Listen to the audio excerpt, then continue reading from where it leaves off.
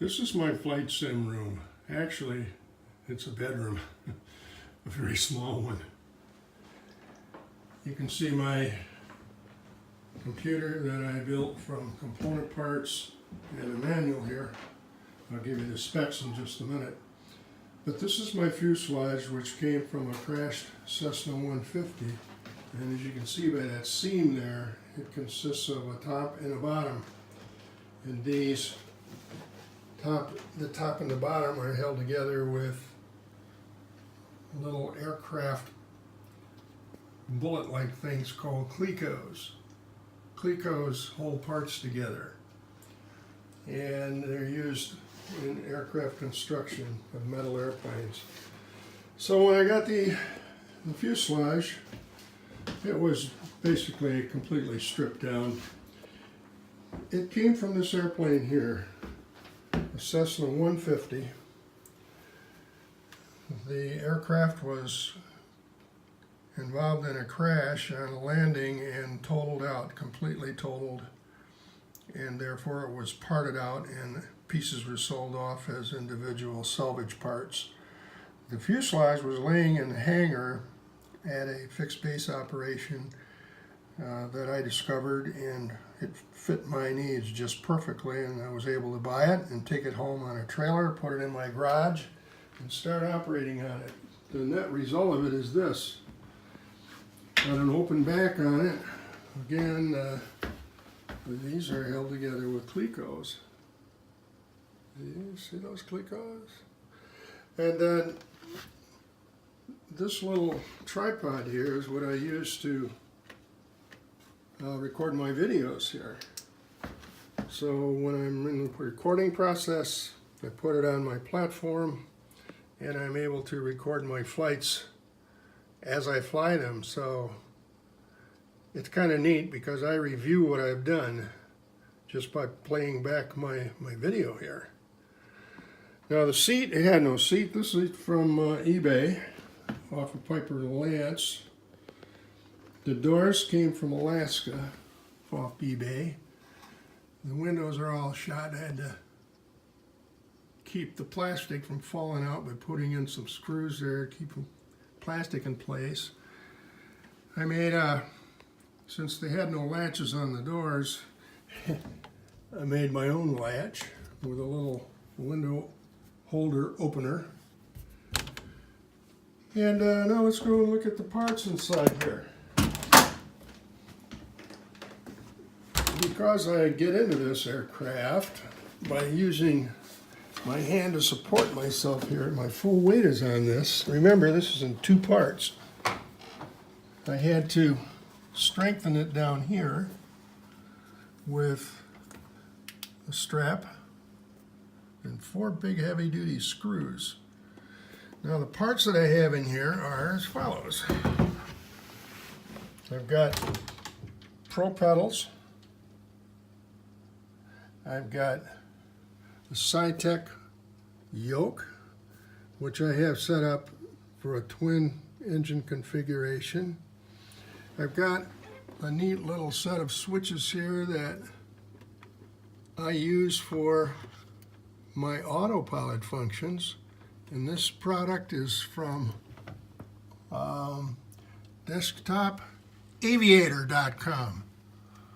There's some more clecos holding this half together. I have a Sony radio that picks up my tower frequency here at KAZO, and it gets hot in here sometimes, so I have a little fan down there in the bottom. And what I have here, power this up, is, guess what?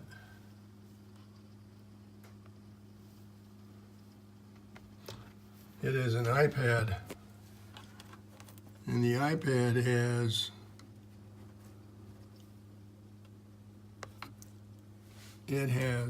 ForeFlight on it. ForeFlight is a neat program that almost all pilots use these days. It gives the pilot's situational awareness, and I'm able to link this thing, and we've got rain in the neighborhood right now. I'm able to link this for flight program right into my X-plane software, so that as I'm flying around, wherever I'm flying is being reflected here. So I've got great situational awareness.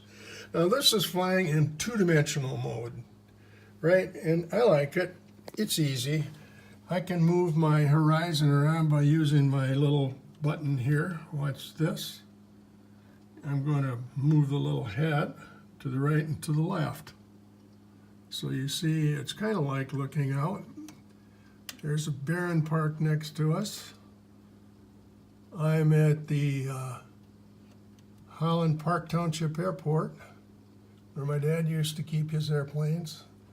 And the neat thing about Flight Simulator is you can fly anywhere in the world, any airport, any weather conditions, actual weather conditions, day or night, VFR or IFR. You can make this as complicated or simple as you want it. Now, over the years, I've learned to operate this Garmin 430 navigation system, which is very complex. And then, of course, I've gotten into problems with this autopilot. This is a King 150. The panel you're seeing here is from a Beach Bonanza. So if I use one of my buttons down here, and I have 1, 2, 3 buttons, I can get a view of this aircraft as if we were standing outside. And now I'm going to use the hat switch to move around. Okay, now I have also down here a mouse. Very important in flight simming because it does everything. And I have a little table right next to my right arm, which is what I use to support my mouse. Now when I use a scroll button, watch what happens to the screen. I can scroll around, okay? Now if I go into the cockpit, and how do I do that? Well, there is a button on the back of this yoke, SciTech yoke. I press that button and it snaps me back into the cockpit view. Okay, so there's the cockpit view. Now it's not centered, but I have another button down here that I have assigned. This little button, there's a button, there's a button, there's a button. They all have functions. When I go from side to side, you'll see what happens here. It moves me side to side in the cockpit. So I've got great flexibility here in doing this. If I want to sit higher, I have a switch assigned here that I toggle this way and this way, and watch what happens when I want to move the seat up or down. Is that cool? That is the way you get your views adjusted. It's great. Now, a little more about buttons and keys. It's particularly handy when you're running the autopilot to just be able to reach down there and flip a switch. Like turn it on, or set the altitude hold switch, or the heading hold switch, or if you're on a final approach mode switch. There are other switches down here that are called rocker switches because they rock back and forth, and you can assign those to whatever function you want. I chose to assign the flaps to this button right here. It's the way I raise and lower the button. To raise and lower the gear, I am using this button right here on this 8-switch panel. A lot of cool things. Now, this is all two-dimensional stuff, as I mentioned. Now, one of the great advances that has been made has been the introduction of virtual reality. And here I am about to enter the VR world. VR goggles, and a VR manipulator. And here are the goggles. You put those on, you're in a different world. Your brain tricks you. You think you're in the 3D space, and your body feels something happen when you hit the brakes when you come into land. You're moving forward. And when you are in the air and you look over the side, you see the ground 3,000 feet below. It's a very real feeling. Now this little manipulator here fits my hand like a little gun. It's got a couple of switches on it. See those? This has to do with views and other functions. Got a little trigger here. It's even got a little trigger back here. And all those things, including this little movable hat, do things. You get a little laser-like pointer, and when you take when you're in 3D mode, you got the goggles on, you can't see what your hands are doing. You bump into things. I'm bumping into things all the time because I can't see. But I can feel for these switches. I know where they are, and I know where my mixture is. These red things are mixtures. I know what a prop control is, and of course my throttle, which are the black knobs. So when I'm in the cockpit in virtual reality mode, I simply take my manipulator and aim it at the function I want to change. For example, if I want to change the heading on the HSI, I point my little manipulator to that and twist it and turn it, and it responds. Additionally, I generally will use the mouse to do that. So for example, when I'm down here, I can put my mouse on this and watch the heading bug turn. See the heading bug turn? And let's suppose I change my course direction. You see the arrow turn? Roger. And when I want to flip on the autopilot, the light comes on, and I get an indication right up here in the indicator. Now I'm going to switch to altitude hold. There's altitude hold. That's also reflected here. It's also reflected on the panel. I'll move this down a little bit. See that? Everything coincides.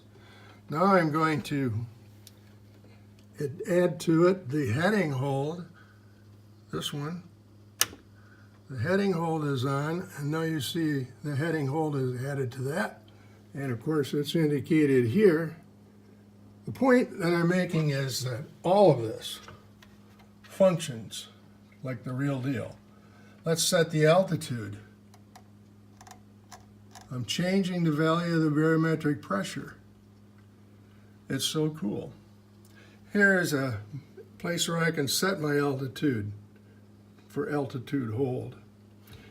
Now, I can't see the whole cockpit panel, but if I rotate down here, I can see all of my switches. Like, I can eliminate seeing this thing here by clicking here. And now I can go in and see my magneto switches, my master, my alternator, all my lights, the brake. I have the brake assigned to this switch so that when I switch it, and I will do that now, watch the brake handle move. See how neat that works? And I can do that in virtual reality. Now we're moving because I moved the brake.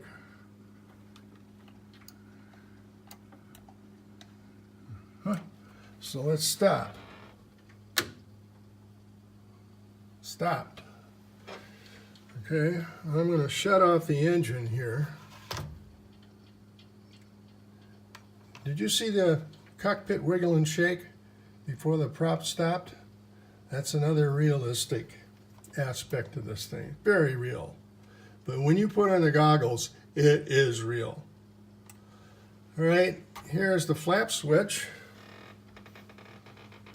I'm going to use the flap switch down here. I'm going to toggle it and watch the flaps. Down. Now let's look at the wingtip. There's the flap down. If we go outside, you can see the flap is down. I'm going to get up a little closer and we'll retract the flaps, and you watch it retract. Retracting.